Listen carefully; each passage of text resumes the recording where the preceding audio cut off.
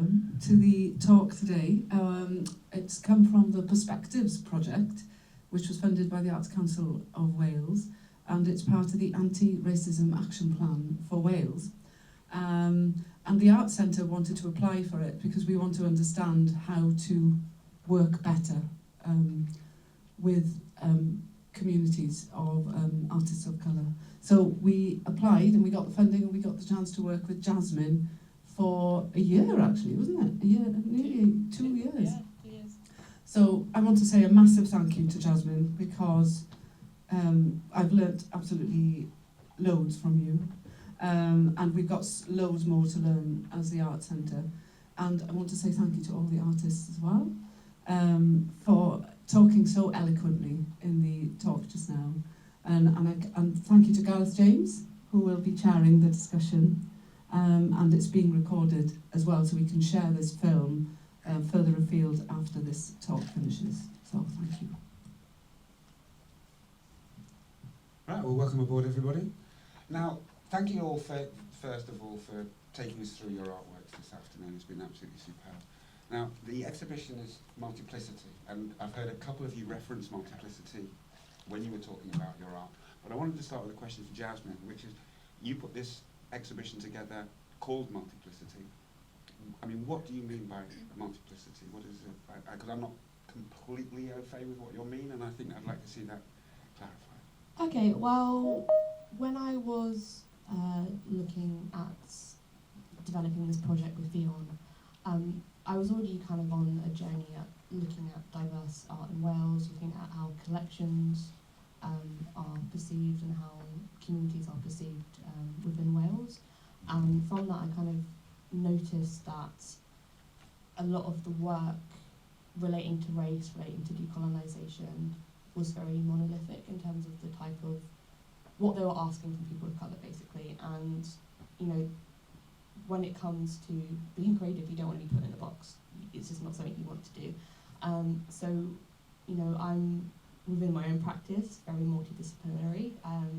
I am very much influenced by music and by dance and by photography, and the actual the word multiplicity actually came from an interlude from a song by an artist called Mohamed Hassan, and he deals a lot with identity and stuff like that. And so it was really kind of using that word to say that as a culture, as individuals, as artists, we are not this monolith. We are multiple. There is more to us than just the stereotypes that are put on us to create work as artists of colour and global majority. So yeah, I just really, that word for me just really emphasised that diversity within practice and within identity, within personality and culture. That was what was really important to me. So it just felt like the perfect word to be multiple, to have multiplicity, and to show the large audience that diverse art isn't this monolith of trauma through slavery and colonialism and stuff like that. Now, as I understood you talking, Daya, you referenced multiplicity in an internal way, rather than as Jasmine does, which is looking out. You referenced it internally. Do you want to add anything to that? I think that perhaps the reason that I took that starting point was because I suppose my internal world feels like something that I have absolute ownership of, and that I know I am the authority of my own internal world, whilst pretty much everything else in the world feels really complex and difficult to pin down for me. Also difficult to know if I'm allowed to talk about that, in the sense that I don't have an interest in wanting to be an authority on anybody else's story, and I feel that for our community, and I think I speak as a kind of global majority here, rather than just one aspect of an ethnic group in the UK. I think that quite often our stories are kind of imposed on us by the people outside who hold the power, which I think is what Jasmine was really talking about, of that kind of, you know, the grants that are available or the projects that are available have quite often already been curated and decided, and we get invited along as a bit of an afterthought. As long as we comply. As long as we can play. Yeah, so I suppose that I didn't want to become a part of imposing on other people, and the one way I knew that I could definitely do that was taking myself as the starting point. Yeah. Brilliant. Abid, I mean, your take on multiplicity?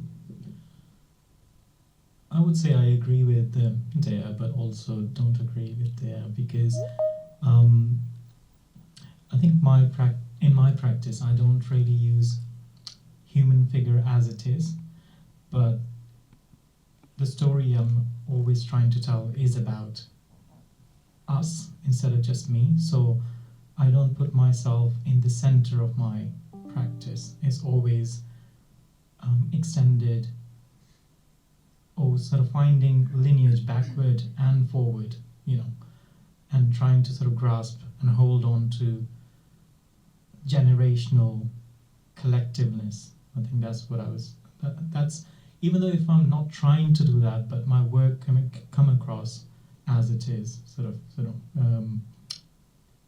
layered, you know, layers and layers, like onion. You know, it's and I feel like I have dyslexia. I have severe dyslexia. I have a very childish way of thinking things and oversimplifying things, and that's what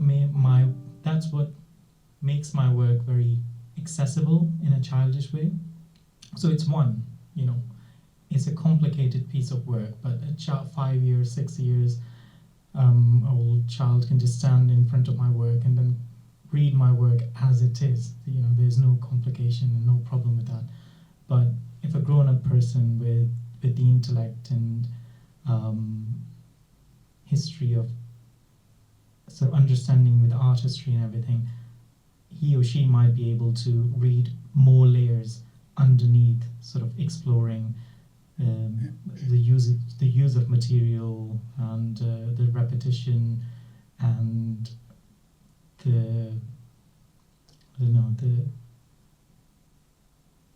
the size, you know, and then the fragmentation of it split into sort of 9 pieces. I think this is how I perceive through my practice multiplicity. It's very on your face, but also very deep at the same time.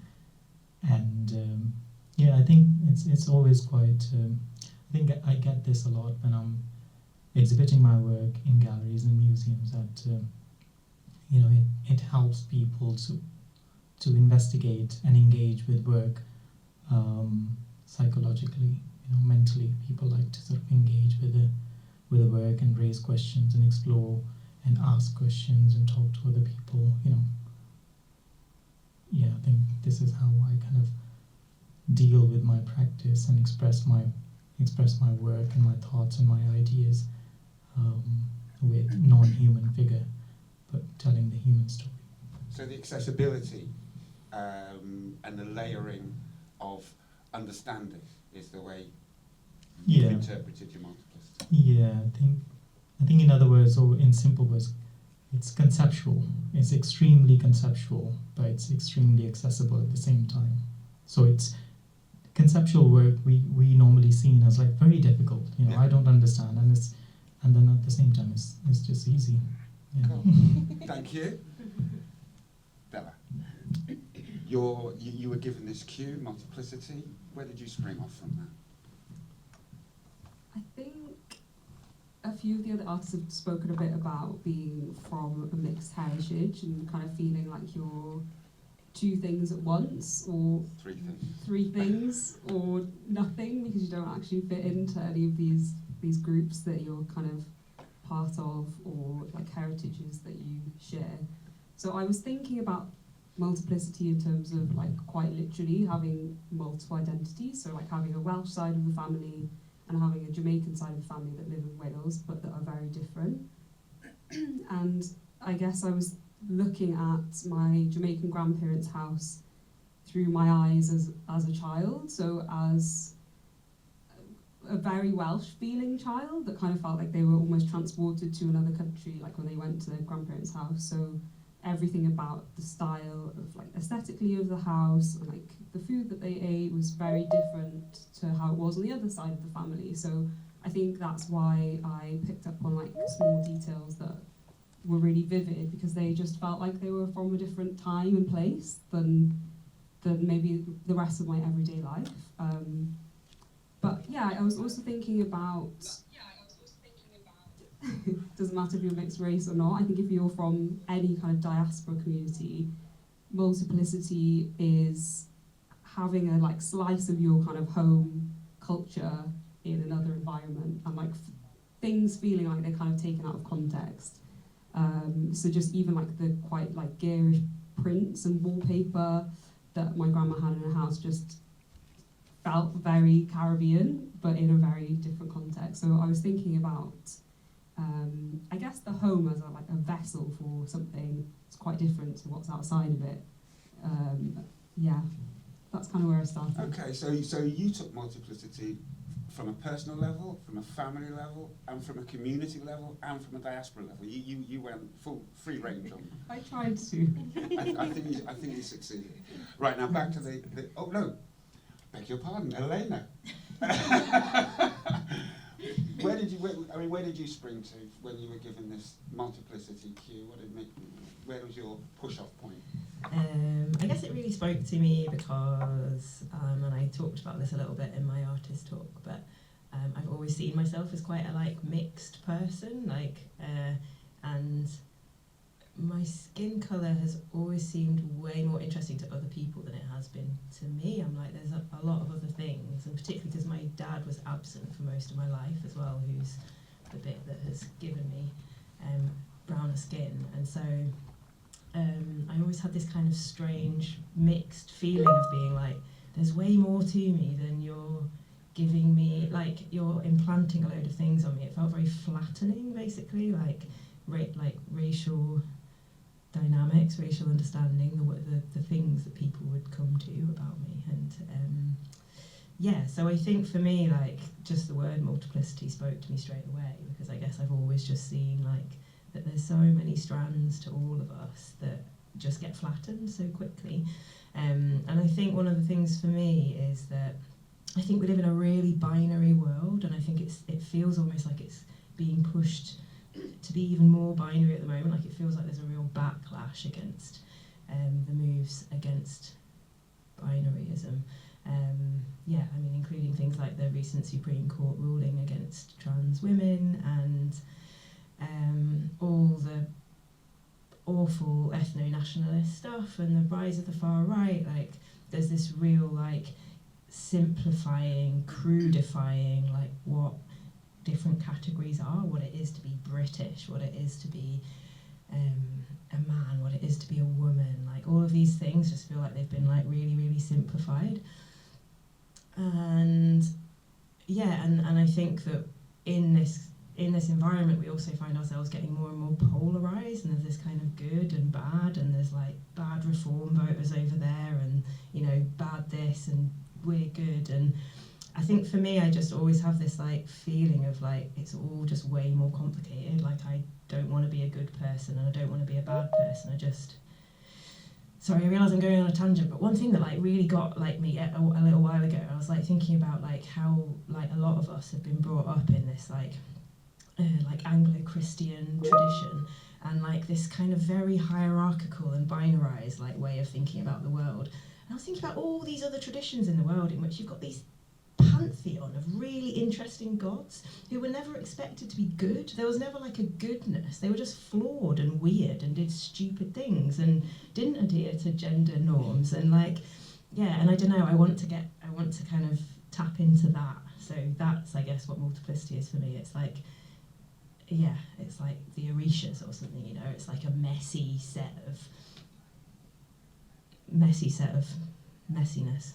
We're all a mess, is what I'm trying to say, in the best possible way. It sounds to me like you found multiplicity deeply relatable. Deeply related. Thank you, Jazz. Okay, so we have 5 artists, and I want to know, to start with, how you got here. I mean, and what I mean by how you got here is, why are you an artist? I mean, it's not famously the highest paying career in the history of jobs. So why are you artists, and how on earth have you ended up in Wales arting?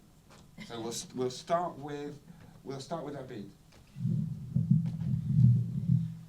Sorry, what was the question? Why are you an artist, and how have you got here? I think the short question is I tried everything. I tried accounting, biology, chemistry, physics, and then I came back to what really matters to me, I feel like. And I was avoiding that throughout my life, you know. I remember, you know, when I was in primary school, it was all making images, drawing, using colour, expressing myself in theatre and drama and that sort of thing. And then the society I was growing up, I think traditionally there's a pressure on male kids that be a doctor or a scientist or secure a proper job. Being an artist is not a job where I grew up. So I think when I came to the UK, it was the same mentality, and I think the hardest thing in life is unlearning. You know, it can be belief, it can be culture, it can be, you know, something else, but unlearning takes time. So it took me, 7 years, 8 years to try things and concluding sort of these decisions, and after trying everything, I was like, okay, I don't really feel satisfaction when I'm doing biology, chemistry, physics, mathematics, or anything else. I can just do it, and it's not fun.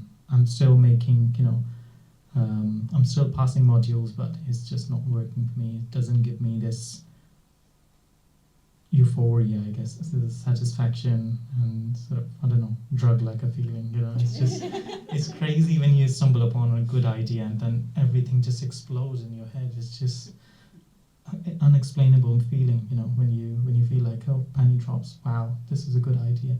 So yeah, I think when I got the chance in my life that I can choose whatever I want to be, then I came to Aberystwyth. I picked up a course, and then here I am after graduating from the same university, exhibiting in different spaces, different places, making work. Yeah. So you're an artist because it fundamentally gives you joy. It gives you that euphoria. Yeah, I think I'm an artist because I cannot be anything else. Because I tried. Yeah, there is nothing I can do. That's the only thing I can do, and this is my calling. There's a lot of it. nodding along going on here. Yeah. Della, why are you an artist? Sometimes I think about it as like a blessing and a curse, for sure. I think we talked about this a lot amongst the Multiplicity crew, that like it does feel like a calling, but also that it's like torturing you. And sometimes you just think, I wish I could just do accounting. I'd be far less stressed, and I could log off at 5 o'clock and not be pulling my hair out about whether this idea is working or not. No weekends. Yeah. But I guess, I've just always drawn and always made things. My mum's actually an art teacher in high school, so she was always really encouraging about just making stuff and enjoying it. But I think I also felt that pressure of like, you go to art school, but then what? Because my mum went to art school and she's a high school teacher, sometimes enjoys it, but it's also very stressful, and I didn't want to be an art teacher, so I kind of thought, if I study art, I'll just graduate and then I won't have another choice. I have to pay the bills and be an art teacher like my mum. So I didn't go to art school for that reason. and I studied human geography, which is really interesting, and I have another job that's related to that, but I just keep coming back to art. Like, it is a calling. I feel like I'll never let it die. It just comes to me. You're an artist because you've always been an artist. Yeah, and I always will be. Delia, why are you an artist and how have you got here? Well, I think partly like a beat. I've tried a lot of things. But seriously, I think everybody's an artist. I genuinely believe that we are all creative, essentially, and that a lot of us get caught up in that world of how do you pay bills, and you've got to get a proper job, and some people are really lucky and they genuinely find something that pays the bills and that they love, you know, and I haven't found that yet, but I am living a life where everything that I have done has been creative. It's always been part of a story that I could call art, and I guess that's just how I got to show up in the world. And like Della said, it is a blessing and a curse, and like Abid said, it can be euphoric and it can be really dismal at times. And I just genuinely feel that it's really important that these opportunities are being given to people who are in marginalised groups, because I'm going to be 50 very soon, and it's only the last 2 years that I've had opportunities to make work in a way that has been in any way financially vaguely remunerated, and I think that's not just because that there aren't opportunities out there, but partly because people who maybe look like us or are parts of other marginalised groups haven't been given a visual image out in the world that we're part of the people that get to apply to have these experiences.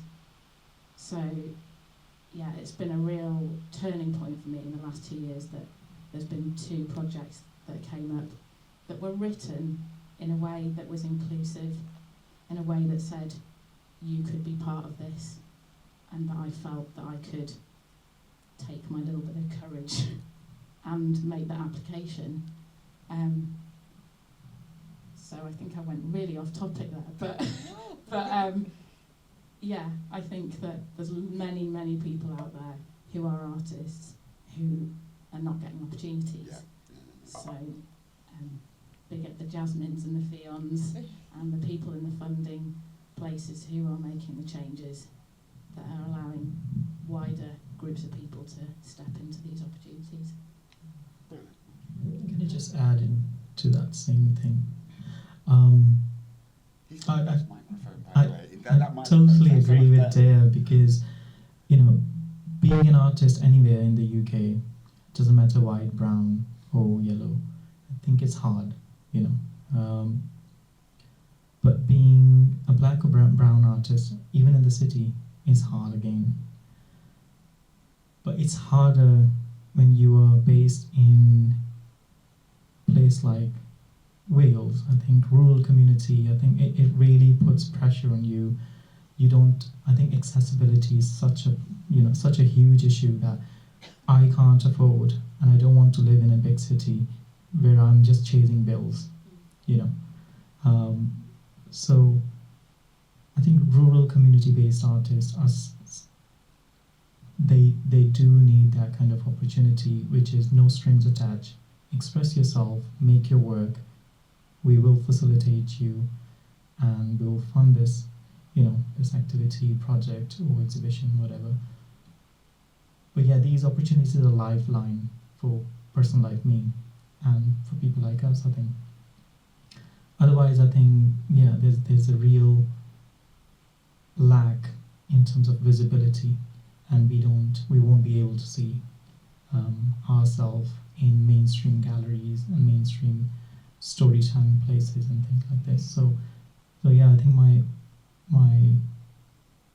point is that artists based in rural communities, they do need that kind of attention and opportunity with, again, no strings attached. Don't expect us to make work particularly about, this imagery where we are kind of forced to produce black and brown kind of thing. Some people don't like that. Some people just want to be an artist, And I think I want to see more of that, more freedom. So do I. Yeah. I think we all do. Elena. Why am I an artist? Why are you an artist? I feel funny going last because I feel... Jasmine's last. Oh, great, yeah, Jasmine's not last. Phew. Great, I can just be like, I don't know if I'm an artist. I guess I still just have a lot of imposter syndrome around it. So, I guess I've always been making. I always think I've been creative, but it is... I've seen there's a meme that says like,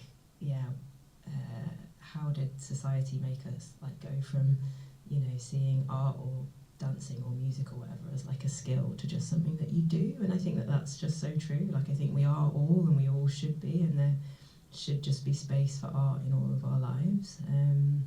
So I guess that's why I'm an artist. I don't know what my journey has been. I just had a moment at which I was like, oh, okay. It was in the pandemic, and me and a friend just started doing this like backwards and forwards, like doing little postcards to each other, which were like little data things, and then they turned into collages, and it was a really beautiful exploration of a whole load of stuff, and helped me to just develop my craft a bit. But I guess I'm an artist because I want to be in that process. And I do feel like we should all be given that opportunity to be in that process as well. Like art is such a crucial part of our world and our life and how we see ourselves in the world and how we are inspired to be in the world. But I'm still fluctuating in the like, why am I here? To the I'm here. bit. Art is the most important thing human beings do. The whole history of the world is measured in its art. So that's where you are. That's where you are. So Jasmine, why are you an artist? Well, creativity, as you well know, has always been implicated within our childhood and throughout our life. I was very fortunate throughout the majority of my childhood. We were either going to Kew Gardens or the museums or to galleries. Didn't appreciate it back then. Really? And then moving to Wales was a massive change, like brand new leaf for me. And throughout most of my interests, I've always kind of flip-flopped between music and art. And moving to Aberystwyth, I came across the Ceredigion Coleg Ceredigion art degree, the undergrad. Was it undergrad? Foundation, sorry. And that was kind of getting me back into art. I'd gone through quite a lot of traumatic things, so it was kind of like a way for me to heal, but also find who I was, especially with a massive change and redeveloping myself as a person. So it wasn't really until I left university that I kind of saw myself as an artist, and it wasn't really because I saw myself as an artist. It was because when I finished university, I just discovered about the Black Art movement and the British Black Art movement and the Black Art Group, and no one, including my tutors, seemed interested in it. And almost out of, I don't want to say spite, but almost out of spite, I was like, this needs to be talked about, this needs to be conversated. I was one of the only people of colour within my art school. So it kind of almost made me double down in a way to investigate it, because obviously, like Maud said, you kind of finish art school and you kind of dropped out the nest, and kind of you're not really taught how to navigate conversations with museums, navigate applications, all these things which are essential to developing a business. Because I think a lot of times, you know, as artists, people forget that we are also businesses, we are also self-employed entities. So you need that kind of knowledge. And so I just kind of went on a massive delve into Wales, because obviously I was integrating into Wales. I just wanted to know about how Wales navigates its art and its art communities who are on the margins. So obviously that was 2020, so COVID had just started teaching and stuff like that, and I literally spent that time networking, bringing organisations, emailing organisations, finding out what they're doing, how they're doing it, as well as, you know, developing my own practice. During university, I discovered cyanotyping, and that was one of the moments when I stopped drawing things and started drawing emotions, and really getting that feeling of this is more than just you know, just observation. Do you know what I mean? I'm actually starting to feel like my work is becoming more fulfilled and more my work rather than just an emulation. So yeah, so it's been a lot of different things. It's been a mixture of years of almost conditioning, years of conditioning, but then also discovering myself whilst moving to Wales and realising who I am and what I'm worth and what I want to bring to this, and, you know, and share. And yeah, that's kind of my art journey, and it's still going. Oh, so barely started. Barely started. Now we're going to start with you first, because you winced at going last, so you can. Sorry. Sima wants to say something online. Oh, okay. No, if that's okay. Yeah. Oh yeah, absolutely. I forgot. No, Here we are. And it's just a computer. Right. How do I do this? So we're going to get Sima now to. Here we are. Is this how you do it? Allow mic. Can you hear me, Sima? Yeah, I can hear you. Can you hear me? Yes. We can't see you, but that's okay. We can hear you. Oh, that's great. I'm not looking my best today. Okay. Okay. Go ahead. Hi, everybody. Hey, Sima. So is the question still the same as in why are you an artist? Yes. Okay, so I've always been creative. When I was younger, I really wanted to be a fashion designer. So I would spend hours and hours watching TV and creating all these designs. And I really dreamed of being a fashion designer. But when I came to the UK, it sort of shifted. And there was such big changes when I first came to the UK. So I had to sort of put back things that I want to do because I had to sort of work and earn money. And usually things like the fashion industry, the art industry is not something they look at as an important industry. So I had to sort of put those aside. It's only recently, like maybe 3 years ago, my sister asked me to enter a competition. It was the Glenvivian, what is it called now? The Swansea Open. She said, oh, why don't you enter? So I did, and I was one of the finalists. And then I was asked to do something for the World Reimagined as well, where I created one of the globes to do with transatlantic slavery. And that sort of started my love for art again, you know, because you spend so much time just earning money to live. And you're so frightened to actually try and do things that you like because you think I'm not going to earn enough money. And then, of course, someone sent me a link with the Multiplicity. And part of me was really excited. The other part with me was like, am I even going to get in? So I just applied. And I remember speaking to Jazz and Ffion for the interview. And something told me that I was going to get in. I don't know what it was, but you guys were so friendly and engaging. I just felt so much at home, you know. And since the project has taken place and all that, I just feel the sense of like almost like being reborn, because you feel like I'm actually worth more than what I'm doing now, because I work in retail and you get your pay, you go home, but you feel like something else is missing. You want more, but you're afraid to go after it. So this project has really pushed me to think, okay, you know what? You can do this, you know. It may not be easy, but you can really do art full time.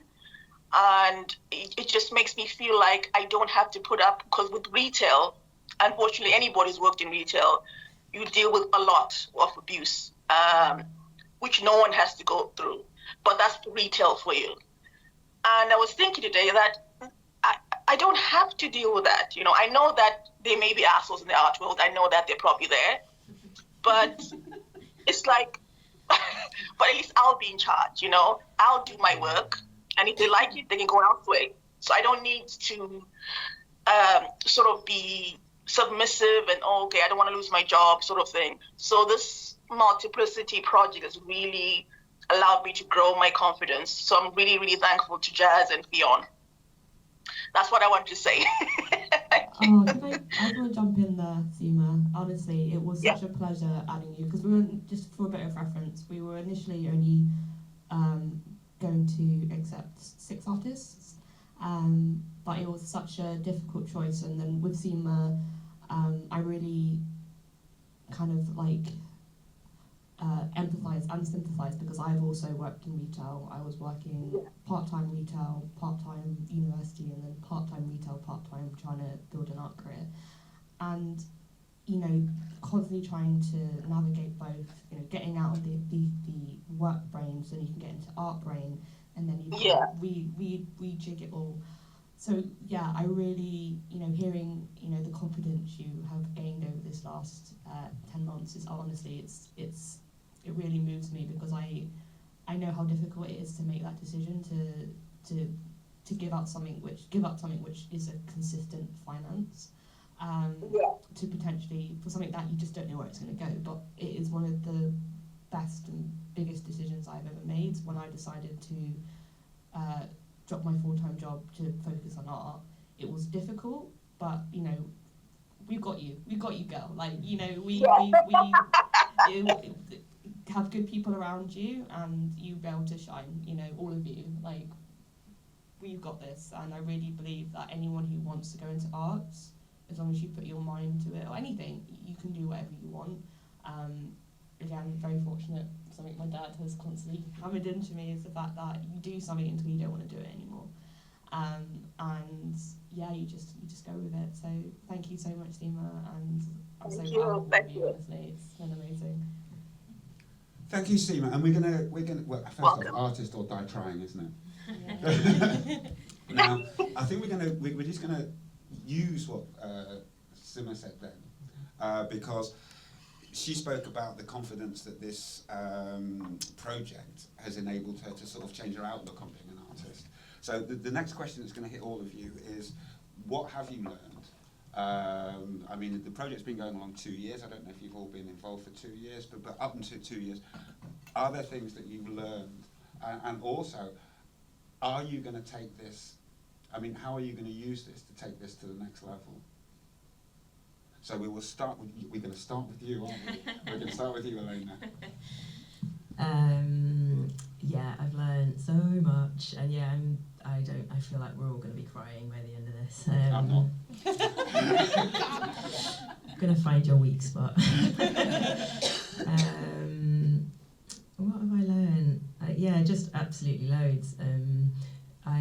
So we have all been involved for since September. It was like a kind of 6-month process. Well, beginning of October, I think it actually was. And we did 5 creative workshops plus a kind of coming together at the beginning. And yeah, right from the beginning, I knew it was just going to be that kind of mind expanding. And it was just so beautiful to hear everybody's stories and everybody's artistic journeys and see a bit of each other's work. And then we got these 5 amazing workshops where we just got to play basically, and it was so beautiful. And I just I couldn't credit Jazz more for showing how accessible art can be, because I think that I think you were just really intentional in being like let's pick some creatives and some creative mediums in which you can just like do it, and you don't need loads of fancy equipment, and you don't need loads of money to be able to do it. And I just really felt like like worlds were opened up to me there. I was like, oh, I can just literally do some like scratching on some tin foil with a bit of like lino paint or whatever, and it was just like, oh, this is great. So yeah, I learned that, and it was really great just to learn lots of different methodologies and stuff. Yeah, I really pushed myself in this process. I don't know if that, I mean, it was definitely a big learning process. I tend to make quite small pieces, just because of what you have available to you with collage. So I just really pushed myself to go big, and I just did a lot of experimenting, did a lot of playing around with different. I wasn't quite as scientific as a bead. A bead is process. It's amazing to see his mind work and his process. I'm a bit more like, what about this? Stuff all over the floor.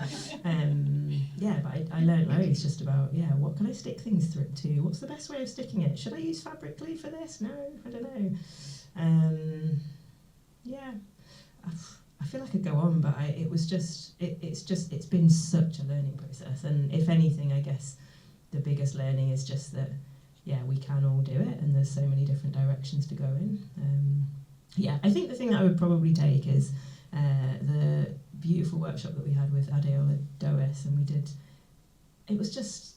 it worked perfectly for my ADHD brain. It was just like, make a thing, quick! And we were like, ah! But it was just the kind of intuitiveness of it, and the moving with it, and the like, just sticking things randomly to each other, and Della being our willing model, and it was beautiful. But just like something about intuition and moving, and just not letting the kind of critical mind get in the way of the creative process. So many things. I'm super grateful. And while you've got the microphone now, what's next? What's next for me? What's next for you? What's next for me is I want to keep making, I want to keep experimenting, I want to keep stretching myself. I've actually literally just got accepted onto another programme, so that's quite exciting. Yeah, I know. I'm having imposter syndrome all over again. You're going to have to abandon that imposter syndrome. I know. But I think what I most want to do is and I'm really excited about the prospect of us continuing to work together, and hopefully join all these dots between all the different initiatives and programmes that we're involved in, and just take the art world by storm, right? And hopefully show that there's this kind of the accessibility of the art world, I guess. I've not got any professional or whatever background in art. I don't have an art education. I don't know all the lingo, and I just want it to be. I want it to be that. I want it to be possible to do this without all of that, and that just feels really important. And I think that all of us have got something to put towards that. And again, I'm gonna just keep being really grateful to Jazz, but I love the fact that she was like, oh, I've got an in here, and I want to give you all an in. And I think we can all just keep doing that, as a domino effect, just keep making the space bigger for more diverse, beautiful, creative people. Okay, thank you. Right, Della. What did I learn? What did you learn? What did you? I mean, or how have you grown? I mean, how has it affected you this process? Well, the first thing I learned when we showed up to meet each other on that first day, it was just actually how many amazing artists of colour there were in rural West Wales. Who knew? I mean, I have to interrupt. We do look great, don't we? I mean, we look. I was where have you all been all my life? So that was the first thing I learned. Is how many of us there are, all sort of silently working in isolation and not having those networks. So I think that really struck me, how needed this project was, Jazz. So you really identified something that was crying out to be done, I think. So thank you. And then from the mentoring and workshop sessions we had, Elena mentioned the word intuition and following the intuitive creative process. I think that's definitely the main thing that I got out of those sessions as well. So many of the other professional artists and mentors that we spoke to just really emphasised that their process is their process, and they're not comparing it with anyone else's, and they're not letting, like you said, the critical mind sort of get in the way and ruin it before it's even gone anywhere. So following my intuition is definitely something that I want to keep doing more of after this project. And then in terms of work, I want to keep making, and I think examine some of those messier, darker memories and kind of family interrelationships that I think I've touched on my work, but I just want to keep like going deeper with that theme of memory and family. So that's where I'm heading. Anything more concrete for the future? I mean, if I said to you directly, what's next? I'm gonna keep making lino prints. I'm not sure what size or medium or material, but yeah, I think I'm going to keep printing, and I'm going to explore that theme. So Practice. keep practicing without limitations until I find an opportunity that fits, I think. Okay. We're going to have printing sessions at my house. Happy days. Yeah. And hopefully Moller's house as well. Yeah, Moller's house too. Abid, so what have you experienced going through this project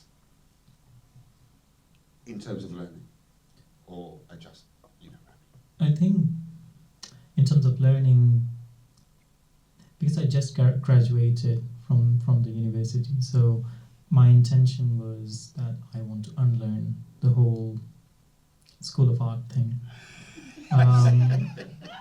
Because it's not in a bad way, because I have professional skills now, how to explore a theme, how to do research, and how to develop from scratch.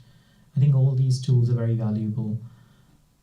But as Jazz said, you need to find out what's your thing, what's coming from here, instead of reading something, watching something, listening to something, that kind of influencing your creativity. So I really want to tap into, the self, that's me, what I want to say. So I think this project gave me this opportunity. The thing I was talking about earlier, no strings attached, sort of no expectations. You can either make something or just show the process of it, and just attend the workshop, and don't put anything on the wall if you don't want to. So there's this freedom and flexibility there. So I think it gave me, the process gave me this freedom to express the way I want to, not curated by someone else, not controlled and influenced by some text or some other boundaries or agenda. So I think that was the most sort of valuable thing out of this process. I really like the layout of the whole program. So having 6 workshops and artists who are senior than us, but looks like us. So I think that was nice, and interacting with them, and then sort of observing, just sitting down and then observing, well, I don't need to sound smart all the time with this posh vocabulary, because these are the artists, they're in front of me and they're ahead of me. It takes time, and I'm only 3 years old in terms of my art age, so treat yourself as like a 3-year-old kid. Don't expect that you will be talking like Marina Abramovich, but it takes time. So it gave me this understanding, believe in the process, and believe in sustainable growth. Don't believe in this idea that overnight success is a good thing and will happen to you. I actually don't want that anymore. I feel like let me just roll in this mud for a bit and then see how it goes, because that gives you really strong character and a story to tell as well, and self-satisfaction as well. So I'm turning into this believer. You know, I want pain and all these things. So, yeah. So what that sounds like to me is we that unlearning thing you were talking about. Yeah. That sounds to me like a discovery of your own voice and your own mission and your own. True. But it would not be possible without having opportunity like this, because this is not just an opportunity, because Ffion gave me the studio, so access to the space, not producing big, you know, my work is, I think it's one of the biggest work in the exhibition, so I can't produce that size of the work next to my bed where I'm sleeping. So having access to the studio, and if I have a curation related question, I can just ask Ffion, and having some critique sessions, just after the support structure. Yeah. So I think having this environment, where the support is available, and space, and resources available, and money to buy things you want to experiment and you want to try, and because you can't afford with your own earnings. So I think it helps me to believe in myself as a conceptual artist, because I was not very confident with this idea of putting my work, conceptual piece of work, with an artist who is purely relying on skill. This realism next to me. It was a difficult thing, but now I feel like no. This is me, and this is I do. This is I love. I love producing that kind of work, and I shouldn't be ashamed or feeling sort of, oh, I'm not good enough. I feel like I should embrace who I am, kind of thing. So that sort of confidence was the product of this kind of whole process, 6 months long. Yeah. So I'm going to go off on a bit of a tangent here. A few of you have mentioned there's no strings. Now, colour be suspicious. This is a project that was funded as part of the anti-racism, and a lot of us are still exploring racism, suffering. Do you think there is such a thing in our environment as a no strings? You can actually just art, for sake of a better phrase, art what you like? Or do you feel obliged that actually we have to be discussing race, racism, heritage, blah, blah, blah? Is that really no strings? I think this one was definitely no strings, but the one I did before that one, very strings. It was just strings, and I was there as a tick box, and that I think that really informed me how to protect myself, how to say no, this is not right, and I'm not going to do that. If you will stop me to produce some critical art, then I'm sorry, I can't do that. It's so difficult to live with. I think there are projects out there with strings attached, and I want to see more projects with no strings attached, because I think my problem is I don't want to see these kind of psychological curation happening, with artists like us. Most of us, or maybe some of us, don't even realize how curators, very powerful people, are abusing and curating your mind in a meeting or something. So I think I was involved with a bigger project, and it was quite a learning curve, but I learned a lot. But I also learned how to protect myself. So I was using my learning, not repeating the same mistake here. And I didn't feel any kind of controlling behavior on this particular exhibition. So I think this this project was such a healing journey for me from the previous one. So, yeah, I think. I mean, and what about the rest of you? I mean, Della, do you feel this, that there's no strings, we can art what we like? Or do you feel, even when there aren't explicit instructions coming, do you feel obliged to almost abandon the multiplicity thing and say, actually, we are a monolith when it comes to the art and the creativity that we produce? I think when I first saw the open call for this exhibition, I did feel like it was open enough for you to explore kind of within identity, which is quite broad, you know, what you want to explore. But at the same time, I guess there is sometimes an expectation that if you're from a minoritized background, that identity is something that you want to talk about. I think obviously we all did, which is why we applied for the open call, because it was an interesting theme to us. But I don't think all artists of colour should have to make work about identity if they don't want to. And I think artists know that as well. Like, they wouldn't necessarily apply if they weren't interested in that theme. But I think, yeah, at the beginning I felt like maybe that was more rigid than it actually was. And as I went through the process, I realised that I could make what I wanted to, and I could package it in a way that I wanted to, and talk about it in a way that I felt comfortable with. But yeah, being a kind of, like, I guess, maybe not 3-year-old, but still a young artist in terms of my professional career, at the beginning I think I did feel a little bit like I wasn't really sure what the parameters would be. If I set out to make a project at the beginning in my proposal, would I be expected to deliver it exactly as I wrote it in the proposal? That was very much, it was quite specific to the open call, and like how much room would there be for experimentation and moving outside of that.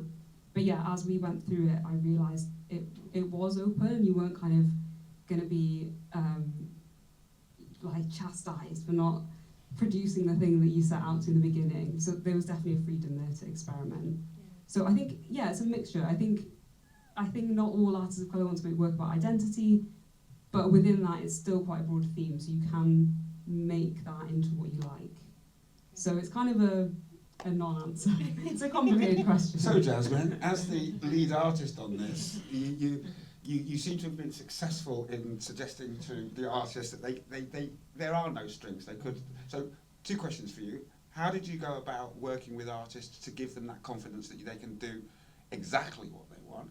And the second question I would have with that is, going forward, are there other opportunities where you're not going to be crowbarred into identity, race, blah, blah, blah, blah, blah, or is this a one? Well, I'm seriously hoping it's not a one-off. Or anything I work on now or work with or collaborate with will have this sort of mindset, this mentality that the obligation lies on the organisers rather than the artists. I think that is something, when it came to this project, like a lot of the admin-y things didn't really affect you guys. If I'm wrong, correct me. But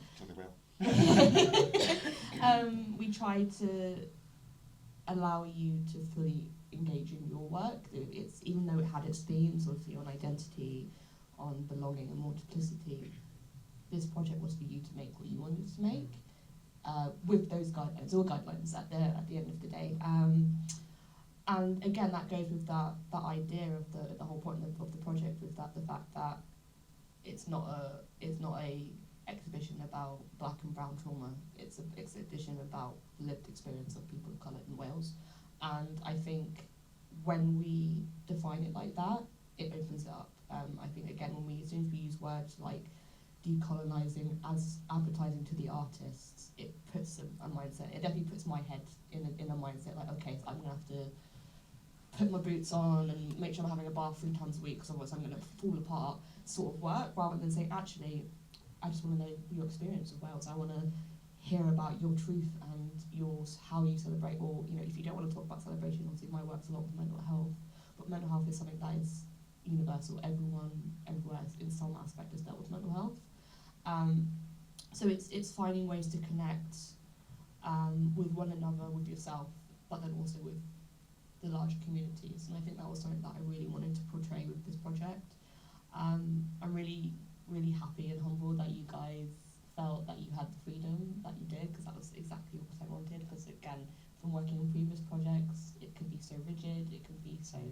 stressful. So literally having someone saying, look, tell us what you want, what you need. This is the kind of theme, but I just want to see you do you at your best. And again, that's the same sort of thinking that we had with the mentors, was the fact that I always wanted to see people do what they love and learn from it, because that's where I find the most excitement, is seeing someone who's, you know, really experienced within their own practice and them sharing it with me. I'm just like, yes, let me learn. I just get so excited about it. So to be able to share that with you guys, and go on that journey with you guys and experiment, but then also share my own practice and stuff like that, it's been amazing. And you know, for the future, I'm really hoping we'll work together again. You know, I'm really big on making a collective, be it starting in Mid and West Wales and going further. I think it's something that needs to be, you know, we need to sit down and really think about it, because I really think we could make some big moves in Wales and potentially further. And yeah, you know, the start of the Welsh Black Art movement and the Welsh Global Majority Art movement. Of course. Yeah. Does that one work? Yeah. Is it? I don't know. I just talk miles away from Okay. This one is definitely working. Wow. Yeah, I just wanted to kind of go back to the question before the last one, and wanted to say that one of the things that I really valued from the project was that this is the second project I've done where I've been part of a global majority cohort of creatives, and that the project I did last year, that was the first time that I'd spent time where I wasn't the only brown-bodied person in the room, and I'm going to be 50, so that says a lot about how few people are getting these opportunities. It's weird. This is better. Get closer to it. So one of the things that I have really valued from this project was that you gave us this space where we were the majority for once, and where we didn't have to censor our words. We didn't have to know that when we said something the other people wouldn't know what we were talking about. And not only did we have this experience of feeling a sense of being a majority and a sense of feeling safe in that space, you also brought in these people who are succeeding in the wider art world, who are exhibiting in spaces that are seen as successful, and you kind of showed us that literally by giving us these people that it is possible, and they were very generous with us as well, and really opened up about their experiences and how they got to where they were and how they're continuing to work and how they're running their businesses. And one of the good things about being quite old is that I've got a lot of education behind me in terms of how to make art, but what I have never had until this point was that experience, the experience of being shown that it's possible, and by people who look like us. Yeah. It's so important, like of all ages, from the little ones to the older generations. It's the fact that showing people that art, you know, not just art, but just we can do stuff. You know, we're more than capable. You know, and together, you know, we are the majority. So you know, it's that fact that coming together and just starts off as talking, and then it turns into workshops, and then it's we've got our own art gallery. You know, it's the constant movement forward, and I think, you know, as long as that continues, no matter what, as long as it keeps a pace, you know, that's what's important. You know, at the end of the day, I think, it says yes. I'm not finished with you, Daya. So what have you learned, and what's next? So I've learnt that imposter syndrome is something that you've just got to put in a box and put it under a bed and lock it away, and that we are all dealing with that. And I think that regardless of colour or money or anything. I think that people are often dealing with that, and it just doesn't serve us. So we've got to, we've all got to keep on seeking out the opportunities, making the applications, and if the opportunities aren't there, then we need to get in touch with the people that offer the opportunities and tell them about the gaps and ask for what we need. And create our own. And create our own, yeah. Yeah, I mean, for me personally, going back to the race thing, and does our art always need to be about the colour of our skin? I don't think that it does, or that it should be, but that for me personally, that is an integral part of me, and I feel like it is always going to be, therefore, an integral part of my art. And even, for example, a bead whose work could be seen as colourless, it's absolutely so inclusive of everybody that it ends up being about race for me, the way I read it. Maybe if I was a white-bodied person and I didn't know what the exhibition was about, I could read it without considering race as part of it. But I think that whilst I absolutely agree it shouldn't be something that's imposed on us by funders or, curators or museums seeking to decolonise, although I do think it's very important that they do ask for our voices, that they can't do decolonising without us. We shouldn't have to be doing that, and we shouldn't have to be doing it unsupported, and we shouldn't have to be doing it as the only thing that we do. We're allowed to do. Yeah. We're not obligated. Jasmine, what have you learned during this process, and what's next for you? What have I learned? It's been, obviously, with the artists over the last 6 months, it's been amazing to find a tribe, to find a community, and to hear the conversations that are happening within the arts and the different art forms as well. I think that's something that has really set a precedent for me, because I've worked with the Art Centre before, but I've also worked with the National Library. So, and one of the institutional voices that I always hear is that they say they don't know where to look for artists, and it's kind of come to me now that I'm like, we're literally everywhere. It's just that fact that the use of regularity of the people that they're used to using and the artists that they're used to going to, and those kind of small networks and groups, instead of actually the outreach or communicating with other organisations who have worked with global majority artists and global majority individuals. It's that sort of mindset of everything seems very close off and isolated per institution, rather than them actually collaborating on a larger scale. So it's exciting. It's been exciting to actually see and develop an exhibition with these guys to show and showcase the variety of global majority art, especially with the No Wash Art exhibition going on down the road, because it's such a juxtaposition. So it's just really showing that we are here, and we are here to make work and to represent Welsh art, because we are Welsh art. That's kind of in terms of the project, and obviously working with the mentors as well. There were artists and creatives that I've worked with before, so to be able to bring them in to showcase their own practices was amazing as well. And in terms of myself, currently just about to finish my first year of a PhD, which is looking at global majority art in Wales and uncovering it.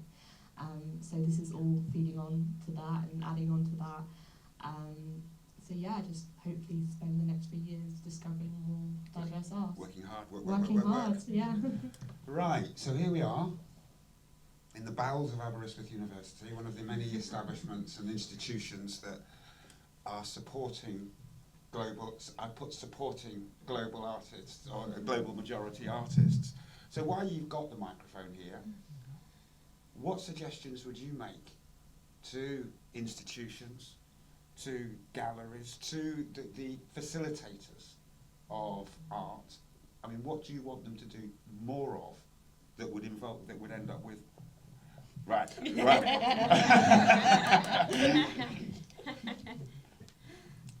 I think we've kind of touched on it already, but I would say to offer opportunities for artists from the global majority to just be artists and to make work that's interesting and that comes from their soul, and not expect their work to be the only way in which you're trying to decolonise your institution. I think there are other ways you can work with artists to decolonise your programmes, to diversify your board, to diversify your leadership. So don't expect the work to do all of that for you. So I think that would lead to more opportunities that have less strings attached. So yeah, that's what I'd say. Let me throw this back at you. We look out here. Where's all the black people? This is a people of colour artists. None. So what can the institutions do to encourage? I mean, this should be different. I mean, what can institutions like the university do to encourage your art to be appreciated by your communities? I think it's partly about partnerships. I think institutions aren't often tied in with networks of people of colour in other ways, so they might not be people that you'd typically engage with. So like, you have to try and make deep-rooted, long-term connections with or other organisations that already exist, are already out there, that reach the communities that you want to reach. I think you don't get to people that are hard to reach by hoping that they join your mailing list. Like, you have to go and look for them. So yeah, that's what I'd say. Facebook page isn't enough. No, you have to knock on their door and say, we've got something in common here, let's work together. I totally agree, and I also think a large part of it is about meaningful long-term investment. And I guess what I mean by that is we're all pretty fucking cynical, right? Like, we've seen the 5 years. Me, surely. In the 5 years since George Floyd's brutal murder and all the commitments that institutions made to racial justice, we have seen time and again those commitments get dropped, or there be a token programme that has been some token little oh look, we did the thing for the brown people, and then that funding has just dried up. And what we need as a community is long-term, meaningful investment. And so what I would like to see is a significant chunk of money that was maybe thought of as reparations, or their actual understanding of racial justice, that went towards an institution that was specifically for artists of colour and global majority artists, and that would be a long-term thing, and you'd be meaningfully building relationships outwards through that. And so yeah, exactly like Della's saying, why would people sign up to your mailing list when there's so few things that are actually speaking to you and so few opportunities that are about you? I think it has to be this kind of long-term thing, and I think it can start small, it is the kind of collective that I think Jazz has been talking about, but it's building outwards from there and building something that lasts, so that you can keep building and that people can keep coming to it. Yeah, I think it's just invest. So rather than it being a sort of, when something happens in America, we all leap upon that bandwagon, as soon as that's gone, that's done. Actually ingrain people of colour, artists of colour, into the foundations and the establishment. And so it's not a cyclical, it's a constant. I'm going to get a bit radical here, but I think we should also just be fundamentally rethinking the power structures in our society in general, but definitely in institutions, right? It's not just about, I agree with you, it's definitely about diversifying the board, but it's not just about brown faces in high places. Kemi Badenoch is not our friend. Just gonna say that. But it's also about rethinking power structures, right? It's about making those power structures more accessible. yeah, I actually work in funding for my sins, not of the arts, but we do like participatory grant making with social movements, and I just think that there should be way more than that. And obviously we get paid pennies because everyone's like, they don't really know what to do with money, sorry, there's little people down there. Just way more of that, right? Way more of like, I'm not going to say them letting go of the power because that's not going to happen. It's like us seizing the power. Or creating our own establishments and, Yeah. and mechanisms. Well, I kind of also Give that one up. That's me, and I touch it. I kind of also feel as well that there's, within institutions, there's this fear of getting it wrong. And that is, from my experience, that is something that is stopping them the most. They don't want to do it because they don't want to get it wrong. They don't want to be seen as giving money out and it all just going, all just going terribly wrong. But, life starts outside your comfort zone. As human beings, we're expected as people of colour to constantly step out of our comfort zones to appease institutions, galleries. So the fact that, that freedom isn't on the other side is an issue. Again, with this project, because me and Ffion had the power, we tried to take majority of the stress, and that's what institutions should be doing. We should go, look, we're going to support you with this funding, or we've got this amount of money for you to trial this, to experiment. But if it doesn't go wrong, it's fine, because that's what we'll write our feedback, and then we will use that for the next time we do it. Because it's just constant learning. It's constant learning, constant continuation. Mistakes are going to be made because we are human beings at the end of the day. And I think there's this expectation from within the institution that when they get it wrong, that there's going to be like a boo sort of vibe through it, and it's just like people will be upset, as people are allowed to be. But as long as you're showing this trying and consistently trying and moving forward, then errors will happen. Human error will happen. But there just needs to be this trying at least. You've got to tough it out. They've got to tough it out. They have to tough, because we're toughing it out. You know what I mean?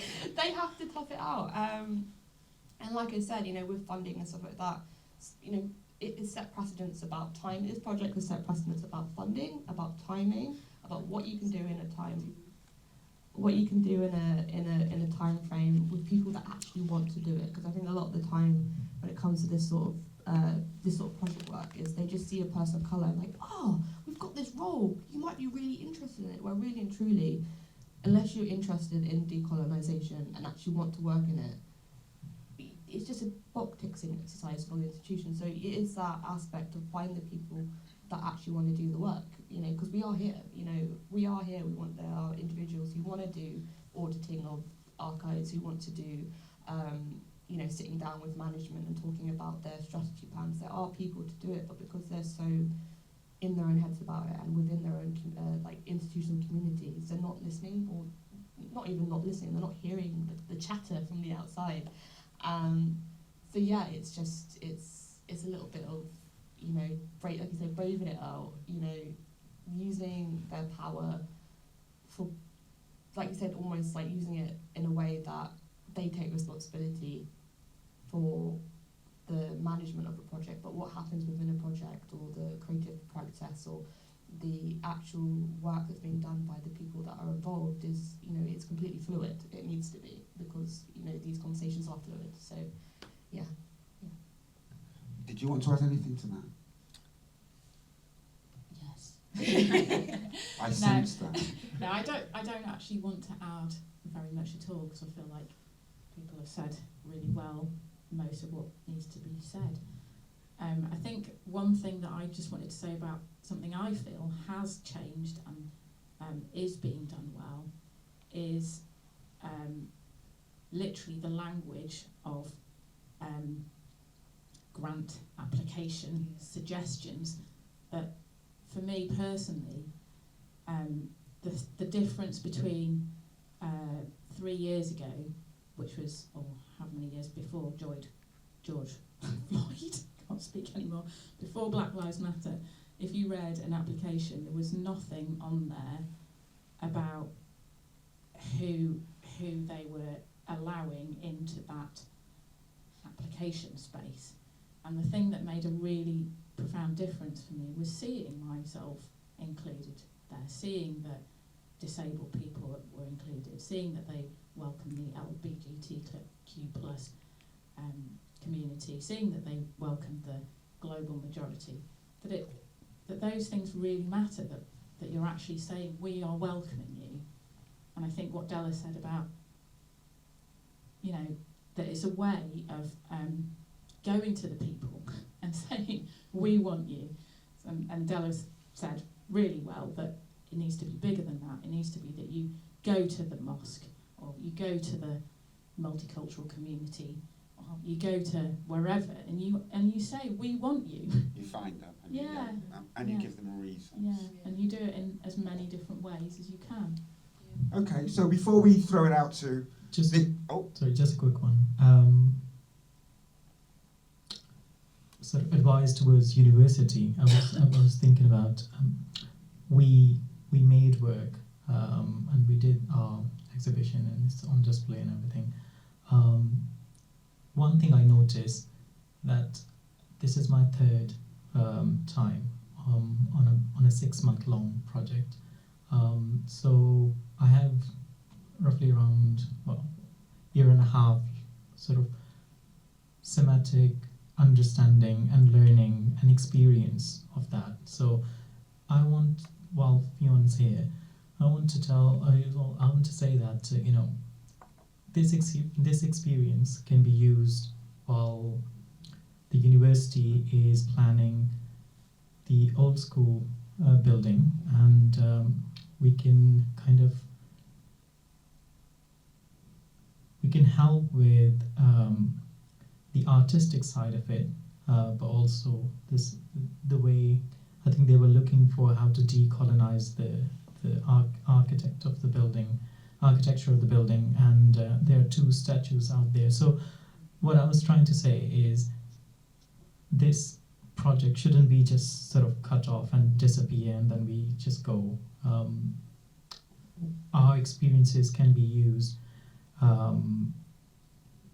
to engage with the university and the structure of the university, not in terms of academic policy making, but as a semantic learners with lots of experience, lived experience. So yeah, just a quick sort of note that yes, we are creative and we are artists and everything, but we are also learning something else as well, which is deeper than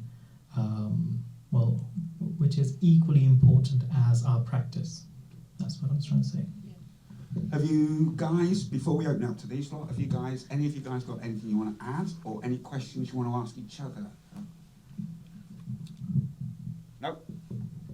Thank you, everyone. And I love you guys. Don't start there. I love you guys.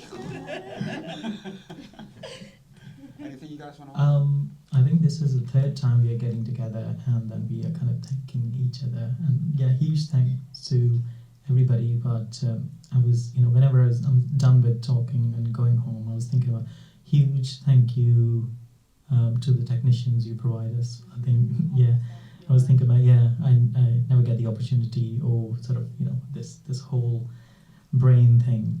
But yeah, very, very thankful with this professional, high quality technicians available, listening to us, working with us. I think it makes a huge difference.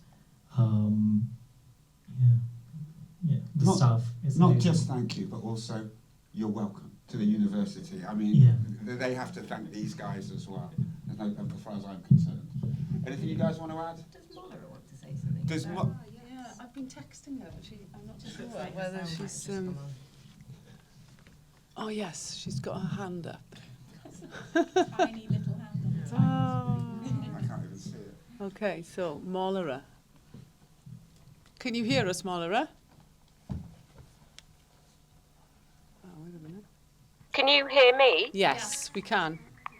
Oh, fabulous! Amazing. Yeah, I've been chatting away on my own in the chat.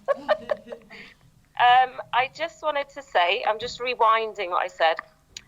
For me, the work was very much inspired by interactions with the other artists, absorbing their histories and being inspired by their individuality and our collective shared experiences. And Professor Charlotte Williams encourages us to reject the binary and be polycultural. And I really love that at the heart of multiplicity, because so many of us have such a mixed and rich heritage. I have, you know, Yoruba, Nigerian and Northern working class, and now a long time kind of being in Wales. So that whole binary thing, I feel, is just, it's at its day and it needs to kind of roll over. And that applies to kind of capitalism and everything else. I feel lucky that I've not trained as such or been to art school, because art is a way of being for me. Although when I had to put up a 7-foot palm tree and was in tears, I may have answered very differently at that point. I was saying to a Bedish, art is a curse and a disease. I wanted artists that I know are so jealous of this process that we've had together, and that I feel like some of my pieces need to be amended. So I think that's what I'm going to be doing next. A Bedish, as a young person, you can afford to say that you don't want overnight success. I am now 60. I also wanted to just say there is only one race, and that is the human race. And we are all humans. So I reject the concept of race. It's a recent construct, and I have taken the word race out of my mouth. I use racism, but I have stopped saying race. Yay for the human race. And also with the kind of references to constant looking to America. It's 15 years since my cousin was restrained in a hospital, having committed no crime, by 11 white police officers. And, you know, that fight for justice will be in me until the day I die, really. And I think looking to things that happen in the UK, looking to things that happen in Wales, Moyed Bashir, Mohamed Hassan, you know, I think those are the people that we should be trying to focus on. I know George Floyd inspired an international thing, but yeah, there are very many things that are closer to home.